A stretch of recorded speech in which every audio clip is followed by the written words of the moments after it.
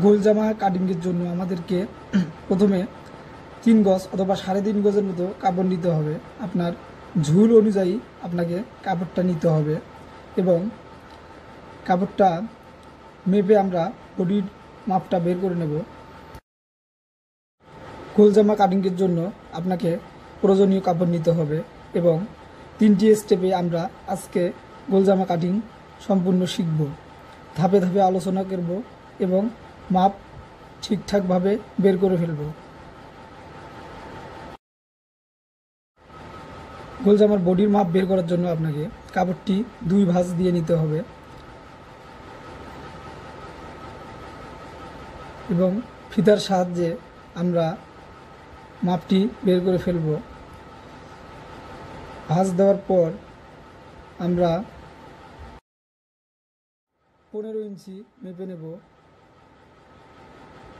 ঠিক ভিডিওতে যেভাবে দেখতে পাচ্ছেন ঠিক একই প্রসেসিংয়ে আপনাকে 15 ইঞ্চি দাগিয়ে কাটিং করে নিতে হবে। কাটিং করা হয়ে গেলে কাপড়টি ভিডিওতে যেভাবে দেখতে পাচ্ছেন ওইভাবে উল্টিয়ে আপনাকে ফিনিশিং করে নিতে হবে। ডাবল ভাঁজ দিয়ে আয়রনের সাহায্যে একটু ইস্ত্রি করে নেব যাতে কাপড়টা সুন্দরভাবে ফিনিশিং হয়। এরপর ফিতার সাহায্যে মেপে নেব। 9.5 ইঞ্চি দাগিয়ে নেব। 36 ইঞ্চি বডির জন্য 9.5 ইঞ্চি ঢোলা দাগিয়ে নেওয়ার শেষে আমরা কাঁচির সাহায্যে কাপড়টি কেটে নেব।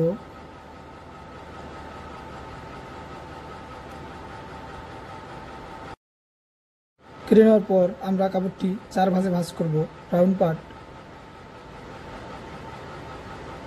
এরপর আয়রনের সাহায্যে ফিনিশিং করে নেব। এবারে পুটের মাপটা 12 ইঞ্চি ভিডিওতে যেভাবে দেখতে পাচ্ছেন এবং মোহরার মাপটা 6.5 ইঞ্চি। স্কেলের সাহায্যে পুটের মাপ, পুটের দাগটা ও মোহরার দাগটা সুন্দরভাবে টেনে নেব এবং ঢোলা 1 ইঞ্চি, গলা 2.5 ইঞ্চি এবং গলার লম্বা 5 ইঞ্চি মেপে নিয়ে স্কেলের সাহায্যে দাগগুলো টেনে নেব। দাগ টেনে নেওয়া হয়ে গেলে এবার রাউন্ড মাপটা দিয়ে দেব। ভিডিওতে যেভাবে দেখতে পাচ্ছেন ঠিক একই প্রসেসিংয়ে আপনাকে বডির মোহরা 8.5 ইঞ্চি শেপের সঙ্গে দাগিয়ে নেব। দাগিয়ে নেওয়া হয়ে গেলে স্কেলের সাহায্যে শেপের মাপটা টেনে নেব এবং কাঁচির সাহায্যে আমরা গলাটা কাটিং করব। ভিডিওতে যেভাবে দেখতে পাচ্ছেন ঠিক একইভাবে আপনাকে নিখুঁতভাবে গলাটা কাপড়ের বাড়তি অংশগুলো কেটে নেব। কেটে নেওয়ার পর পুটটা সুন্দরভাবে কাটিং করব, মোহরা কাটিং। ভিডিওতে যেভাবে দেখতে পাচ্ছেন একইভাবে কেটে নেবেন। তারপর নিচের অংশ কোমরের দিকে রাউন্ড কাটিং। ভিডিওতে যেভাবে দেখতে পাচ্ছেন ওইভাবে রাউন্ডভাবে কেটে নেবেন। আমাদের বডির মাপ যাচাই করে নেওয়ার পর সব প্রসেসিং সম্পূর্ণ 36 ইঞ্চি বডির জন্য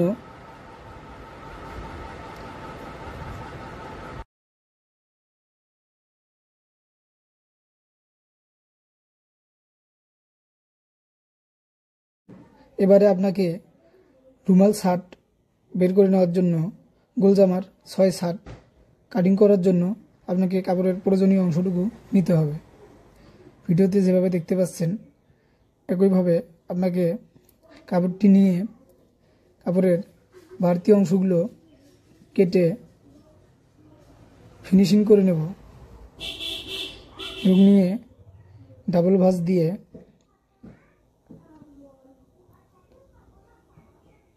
ডাবল ভাঁজ করে আমাদেরকে কাপড়ের বডি ও ঝুলের মাপটা বের করে নিতে হবে। হুডিটা সামনে বসিয়ে বডির মাপ 15 ইঞ্চি এবং ঝুলের মাপ 29 ইঞ্চি, মোট 46 ইঞ্চি এবং সেলাইয়ের জন্য বাড়তি 1 ইঞ্চি নেব। মোট 47 ইঞ্চি দাগিয়ে নেব। দাগিয়ে নেওয়া হয়ে গেলে কাঁচির সাহায্যে মাপ অনুযায়ী কাটিং করে নেব। কাটিং করা হয়ে গেলে 6-7 কাটিংয়ের জন্য আপনাকে 4.5 দাগিয়ে নিতে হবে। এই পাশে 4.5, অপর পাশে 4.5 দাগিয়ে নেব।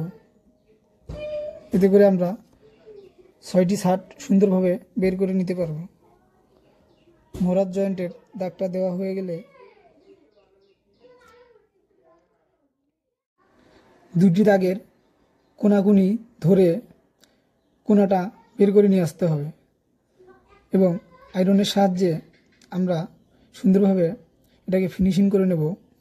নেওয়ার পর কোনার রাউন্ড কাটিংটা আমরা সুন্দরভাবে কাটিং প্রসেসিং সম্পূর্ণ করব। এতে করে আমাদের সুন্দরভাবে 6টি শার্ট বের হয়ে আসবে ঝুলের জন্য। গোলজামা কাটিংয়ের অন্যান্য ভিডিও পেতে আমাদের চ্যানেলের সাহায্য নিতে পারেন। হয়ে গেল আমাদের 6 শার্ট রেডি এবং কাঁচির সাহায্যে আমরা বাড়তি অংশগুলো কেটে নেব এবং স্কেলের সাহায্যে দাগ দিয়ে বাড়তি অংশগুলো কেটে ফেলব। এবার চলুন হাতার মাপ কীভাবে বের করব এবং হাতা কিভাবে কাটিং করব। হাতা কাটিংয়ের জন্য আপনাকে কাপড়ের প্রয়োজনীয় অংশটুকু নিয়ে ডাবল ভাঁজ দিতে হবে। 4 ভাঁজে ভাঁজ দেওয়ার পর আপনাকে ফিতার সাহায্যে মাপগুলো টেনে নিতে হবে। গোল জামার 3/4 হাতা কাটিংয়ের জন্য আপনাকে 17 ইঞ্চি লম্বায় দাগ টেনে নিতে হবে এবং হাতার চওড়া 5.5 ইঞ্চি।